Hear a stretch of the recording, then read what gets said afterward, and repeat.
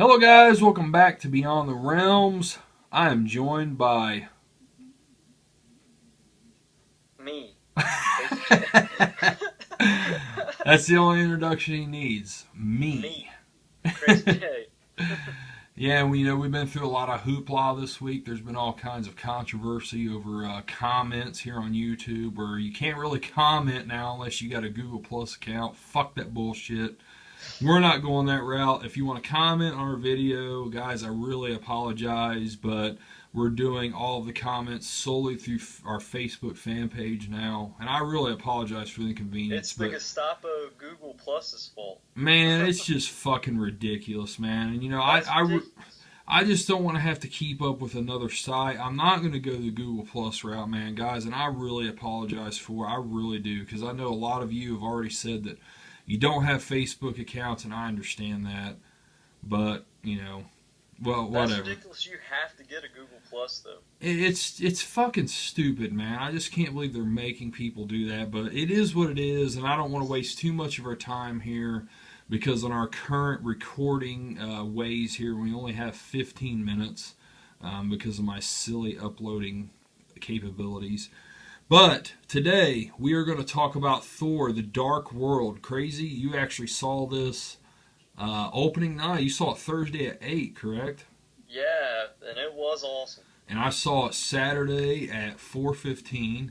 And so we're going to do a little dual review here. And just for those of you that haven't seen this yet, you might want to turn it off, because this is going to be a spoiler-filled review. We're going to talk about this openly. There's really no reason to do any other review other than that, I think, at this point, because so many people's talked about it. So, yeah, turn it off now if you haven't seen it. Otherwise, here we go. Krazy, give us a synopsis on Thor: The Dark World.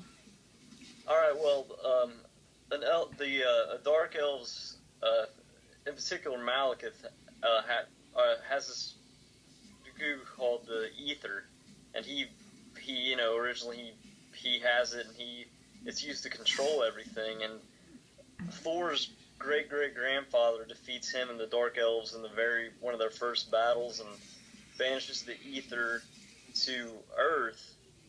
And so the story then takes off from there, from Asgard, and Thor's. And the Malekith, goes into hypersleep, and then it comes back to life, and the battle for the Ether begins. Yeah, exactly. That pretty much sums it up. Excuse me for the belch there. Yeah, I mean that's really good roundup there. Yeah, man. So, what did you think overall of Thor: The Dark World? I mean, first off, I got to say, both of us were big fans of the original film. We both really liked it a lot. It's one of our favorite Marvel films. So expectations were very high going into this. And the trailers looked awesome. Yeah. So Krazy, what was your initial reaction of this movie? It is amazing. Yes, I totally agree. Like I said, expectations very high. And I just, man, I love the hell out of this movie, man. I thought it was so much fun. It was so great. And like I was telling you earlier, it did not feel 2 hours long at all. Like when it was over, I was like, oh my God, seriously, that's it? Like it just flew by for me. And like that's rare for me. Even movies that I really like, it's rare for me to make it, for it to seem like it's short like this was. It flowed so well to me. Like I love the first one, but this one flowed a lot better to me. Like I just thoroughly enjoyed everything about this film. Oh yeah, I did too. And and I love the fantasy genre. I really do. But I mean, it's not my favorite. I like horror. Sci-fi would probably be my second, and then fantasy. But I don't know. This film is in tops as far as my favorite fantasy films go, because this was it's like I told you earlier. We both like black metal and stuff, and this kind of reminded me of a black metal album or something. Yeah, with the elves and the story behind that, with the ether and shit. Yeah. Yeah, it totally and stuff.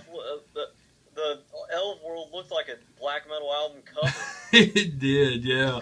And you said that those scenes were shot in Iceland, right? Iceland, yeah, around some kind of volcano or something. That place was beautiful either way. Even in the dark, dirty world, it looked amazing. Yeah, yeah, it really did. Yeah, I mean, they're. I just was so thoroughly impressed with this, and I really liked how, like you said, this is more fantasy film than it is.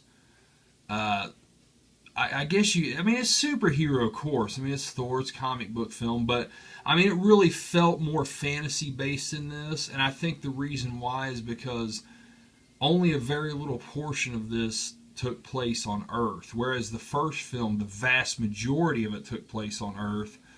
And I think that it just added to the film and just made it great. I mean, a majority of this took place on Asgard, and it was just, I love that world. And, in the first movie, it's like I wanted to see more of that, and they gave that to you in this. And I just, man, I thought it was great. Oh, I did too, man. I want to go to Asgard. Yeah, yeah. I love the Bifrost and everything. That is always that was so cool in the first one, and then learning more about it in this one was even better. And I love how they got these nine what is it, the nine dimensions, the 9 realms that line up, and how they create these portals. And I love the part with the portals where they're dropping their shoes through it and dropping cans through it, and then he drops his keys through it, and the shit doesn't come back. And that Natalie Portman, Jane, she finds them later on. Just I don't know, man. I really like that. It had a great mix of humor too. Yeah, it really did. I mean, it's played pretty, serious tone, but I mean, it's just like the other Marvel films where it has a fun factor to it too, and I think that that's great. Oh yeah, I do too. That's what sets the Marvel aside from the DC films. Really, is like so far with this latest batch they've been a lot more serious with Man of Steel and of course Nolan's Batman. But Marvel's so much fun. I mean, and those films are fun too, but I mean, just in a different way. Yeah. These are just so much more fun, and in the world they created, it's just so much more out there. Yeah. Yeah, exactly. So what did you think? I mean, what did you think of Chris Hemsworth and Natalie Portman, their relationship and how they are in this film? What did you think of them? It was an awesome evolution of their relationship, and man, Chris Hemsworth is a great actor, and he really embodies Thor perfectly. Yeah, it's kind of like Robert Downey with Iron Man. I mean, it's kind of the same way. You just really believe that this guy is Thor. He's made for this character. He's made for this role, and he just plays it so well, man. I mean, and it really just ups the ante in this one. And I gotta say, man, right here, Tom Hiddleston is Loki. Oh my God, just so great in this, man. I mean, to me, he was the one that really jumped out in this film. I really liked the Loki character in the first Thor and in Avengers, but damn, in this one, man, he stole the show. He did. He really did. And I love, they totally fooled me. Maybe, a lot of you out there can say you saw it coming. Maybe you did. But, I thought he fucking died in this movie. I really did. I was like, damn, they killed off Loki. It totally fooled my ass. Me too, man. I thought the same thing. And I thought he really did turn his back on Thor, but then I loved how they were really working together there. Yeah. I started to sympathize with him again. Then he just turns into this, he turns into evil Loki. He's still the fucking bad guy, man. He was doing it all for his own personal gain, obviously. Yeah, and obviously when their mom died, I mean, it's obvious he really felt that because she loved him. Yeah. But then, I mean, it's he really wants to rule everything still. He doesn't care. Oh, yeah. Yeah, that's what I mean, man. It's total personal gain. And, when their mom died, I thought, well, shit. That's what kind of fooled me into thinking Loki died, too. Because, well, hell, their mom just died. Damn, they've killed off 2 big characters in this one. So, yeah, it totally threw me for a loop. But I'm glad that it did. It's awesome. I really love the ending. And, I mean, it left it open-ended for a third one, and of course for Avengers 2. I mean, I think it's a great movie. I mean, I personally, I know you're a big fan of Iron Man 3. I did not like it, man. I did not like it. And to me, this was like a big step up from that. And I don't know, man.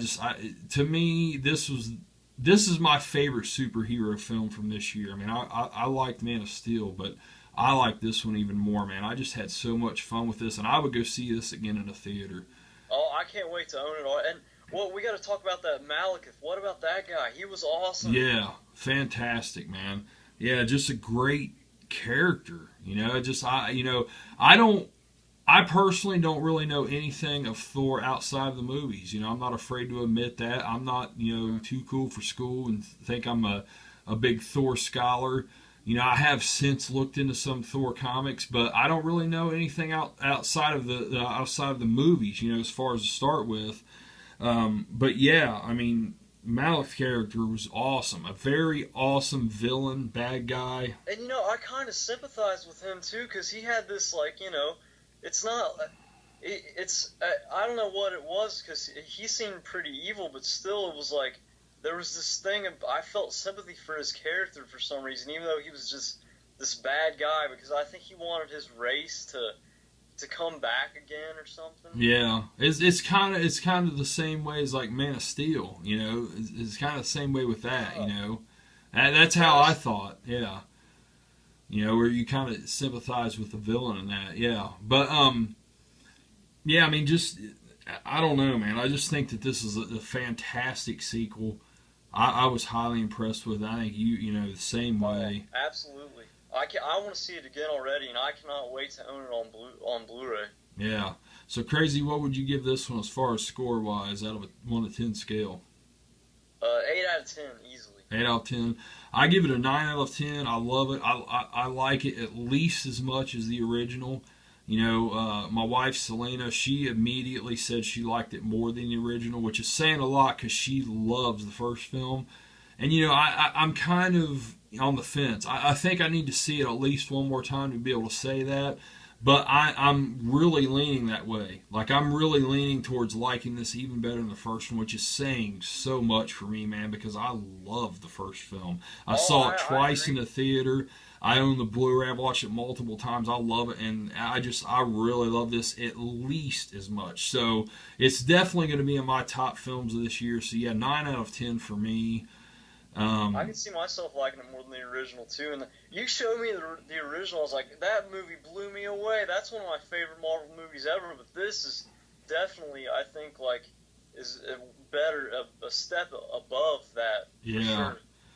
So yeah, Krazy, we're down to a couple minutes here. You have any closing thoughts or anything closing you want to say on this? I can't wait for Avengers 2 already, and we should go see this. Yeah, and there, I love, real quickly, I have to say, the part where Loki and Thor's walking, and Loki's like changing shit. He's changing Thor over to what's her name, Sif, changing to make him look like Sif, and then he's looking like he's changing into Captain America. That part was so awesome. I really love that part. Really cool. Some surprise moments. Yeah, and then the part where Thor, like, it looks like he cuts off Thor's hand. I thought, oh shit, see, that part fooled me too. But it was really just a ruse, to get to Malek. I like that part. But yeah, just great film, guys. Get out and support this. Go check it out. If you like the first film, you're definitely going to like this. And if you're kind of on the fence with the first film, still give this a shot, because I think that this could make some new fans. Easily. Yeah. So, yeah, guys, that is our review. Krazy, I really appreciate you joining me, man. It's been a fun review.